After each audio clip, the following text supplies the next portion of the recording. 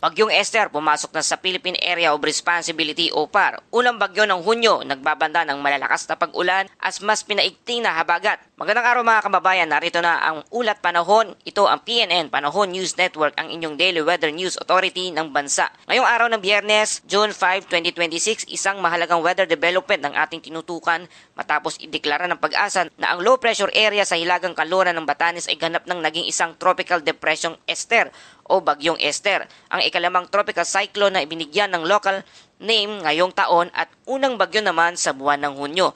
Ngayon, ano ang magiging galaw nito? Tatama ba ito sa ating bansa? Bakit kaya papalayo ito at maaari pa rin magdulot ng malawakang pag-ulan sa buong Luzon? Ano ang dapat bantayan sa mga susunod na 48 hours? Alamin natin ang buong detalye, ngunit bago tayo magsimula, huwag kalimutang mag-like, mag-share at mag-subscribe sa Panahon News Network para sa araw-araw na weather updates. Narito ang ating pangunahing balita, ang low pressure area ay naging tropical depression Esther na. Signal number 1 itinaas na sa Batanes at posibleng maglandfall sa southwestern Taiwan ngayong araw. Habagat lalo pang pinalakas ng bagyo at malalakas na pag-ulan inasahan sa malaking bahagi ng Luzon.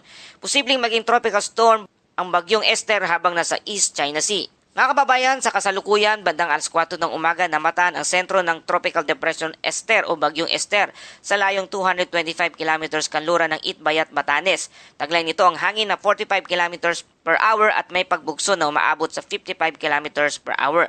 Ang central pressure nito ay nasa 1,002 HPA. Kumikilos pa hilaga ang silangan o northeastward sa bilis na 20 km kada oras. Ang malakas nitong hangin ay umaabot hanggang 280 km mula sa sentro. Signal number 1 itinaas sa Batanes dahil sa paglapit ng sirkulasyon ng bagyo. Nakataas ngayon ang Tropical Cyclone Wind Signal number 1 sa buong lalawigan ng Batanes. Ibig sabihin nito mga kababayan, maaring maranasan ang hangin nasa 39 hanggang 61 km kada oras sa loob ng susunod na 36 hours. Bagamat minimal hanggang minor lamang ang banta sa buhay at ari-arian, pinapayuhan pa rin ang mga residente na maging alerto lalo na sa mga baybayang lugar.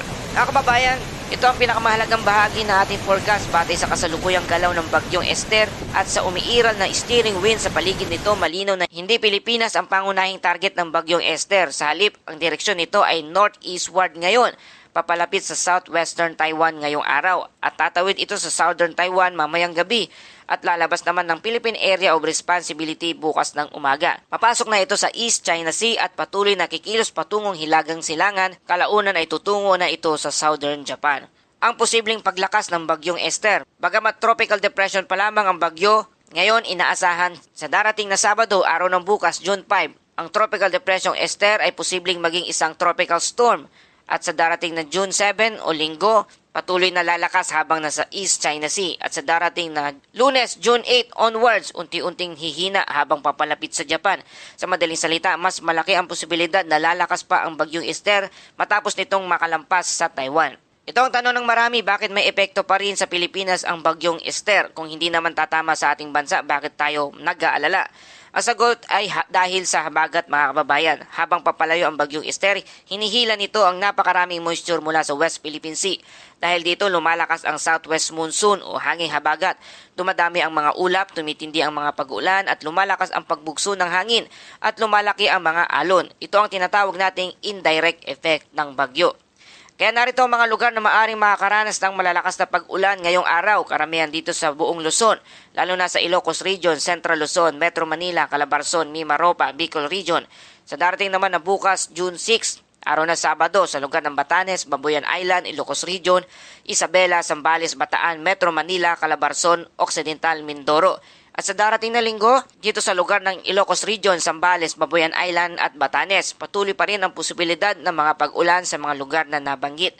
Sa delikadong karagatan, pinakamataas na alon posibleng maranasan sa Western Seaboard, Batanes at Babuyan Island na aabot sa 4 na metro ang taas. Sa hilagang baybayin ng Ilocos Norte naman, ang alon ay posibleng umabot sa 3.5 metro ang taas.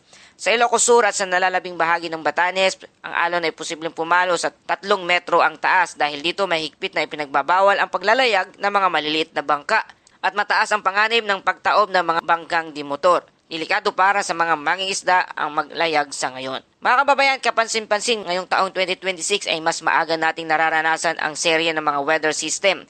Matatanda ang noong nakaraang linggo lamang ay binabantayan natin ang Typhoon Doming na hindi direktang tumama sa bansa, ngunit nagpalakas ng husto sa habagat. Ngayon naman ang bagyong Esther ay nagpapatuloy sa parehong sitwasyon. Ipinapakita nito na aktibo na talaga ang ating wet season pattern habang papasok tayo sa peak month ng habagat. So anong mga dapat bantayan sa mga susunod na araw? 3 bagay ang dapat natin bantayan. Una, ang habagat. Ito ang pangunahing magdadala ng ulan sa buong Luzon.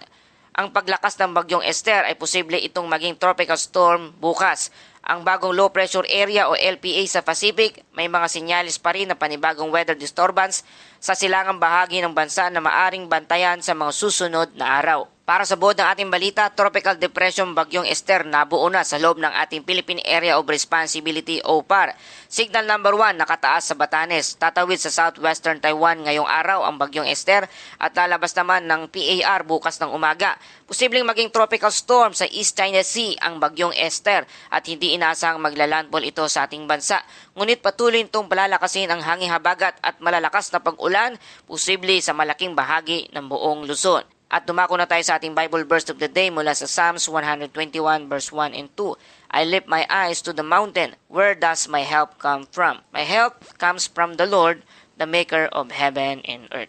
Mga kababayan, kapag may mga bagyo, malalakas na ulan at mga pagsubok na dumarating sa ating buhay, natural lamang ang mag-alala. Ngunit ipinapaalala sa atin ng salita ng Diyos na ang ating tunay na tulong ay nagmumula sa ating Panginoong Hesus. Tulad ng kanyang paghawak sa kalikasan at panahon, kaya rin niyang gabayan at ingatan ng ating buhay sa gitna ng anumang unos. At yan po ang ating weather update ngayong araw. Muli ito ang PNN Panahon News Network, ang inyong daily weather news authority ng bansa. Maraming salamat sa inyong patuloy na pagsuporta. Huwag kalimutang i-like, i-share at subscribe at pindutin na rin ang notification bell para lagi kayong nauna sa balita at sa mahalagang weather updates. Mag-ingat po tayong lahat. Ito ang PNN.